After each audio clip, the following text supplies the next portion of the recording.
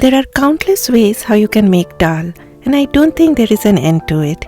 So today, I will show you 3 delicious red lentil recipes and you are going to love it. Namaskar and welcome to Curries with Bumbi.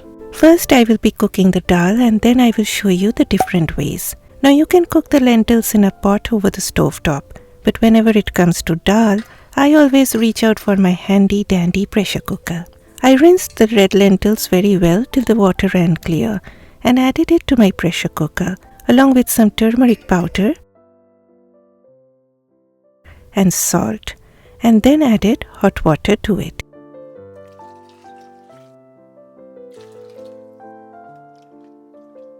Lid on and pressure cook it for 12 minutes if using an instant pot or 10 minutes if using a stovetop pressure cooker. After 15 minutes of pressure cooking, allow the pressure to be released naturally and then open the lid of your cooker. The dal looks too thick, so I added water to thin it out.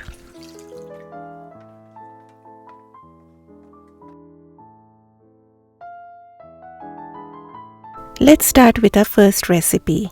Pot out, and Nitadi, if you're watching this, thanks so much for these beautiful set of pots.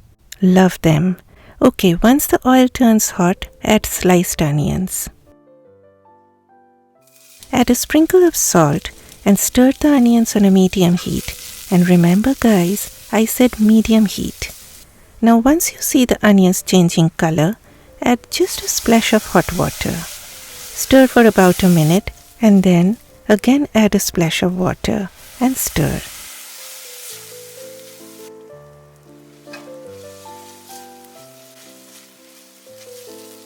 And in this way you will soon get this beautiful caramel color like this.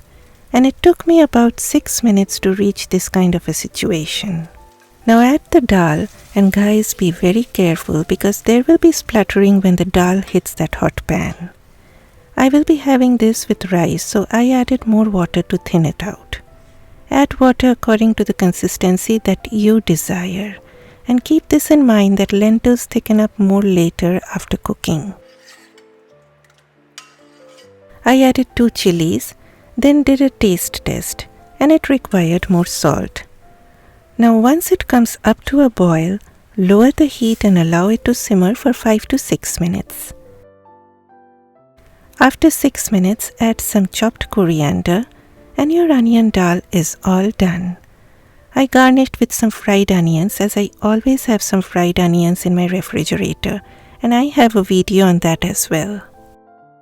Coming to the second recipe, medium heat, oil enters the pot. Once the oil turns hot, reduce the heat to low and add mustard seeds along with dried red chili. Nowadays I am a great fan of Chile de arbol, but you can use any dried red chili. Then here comes curry leaves.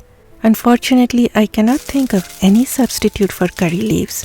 Just leave it out if you do not get it. And then just a pinch of hing, that is asafoetida, which is totally optional, and immediately add the dal. I again added water to thin it out along with a little bit of salt. And then I saw these tiny little lumps of hing, and then I realized that I just forgot to give a little stir after adding the hing and added the dal immediately on top of the hing. Now if this happens, just take out your whisk and it will act as a magic wand.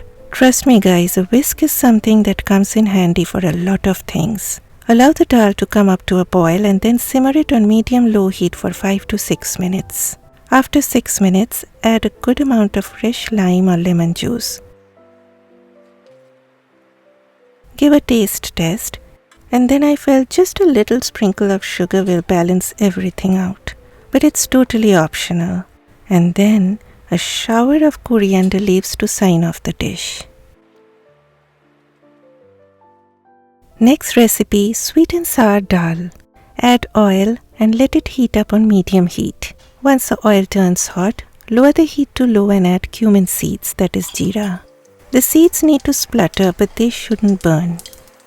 Next in line is tomato puree, and if you are a beginner, then switch off the heat of your stove before adding the puree because there will be a lot of splatters. I use store-bought puree, but you can definitely puree some fresh tomatoes in your blender.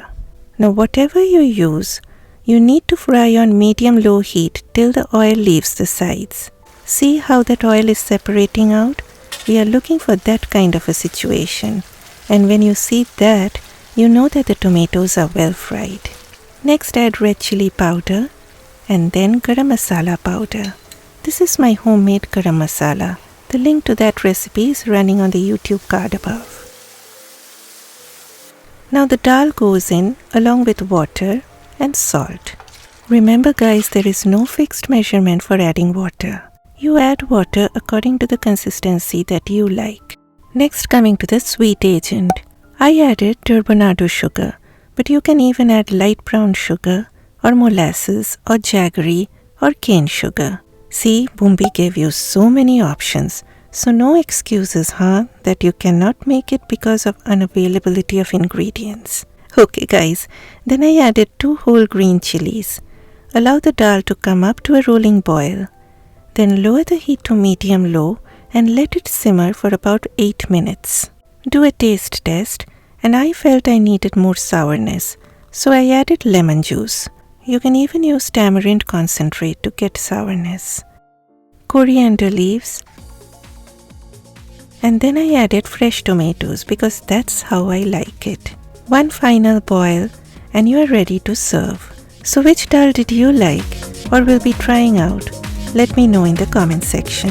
If you want to see more lentil recipes like this, then please click on the video showing up on the screen. Bye bye.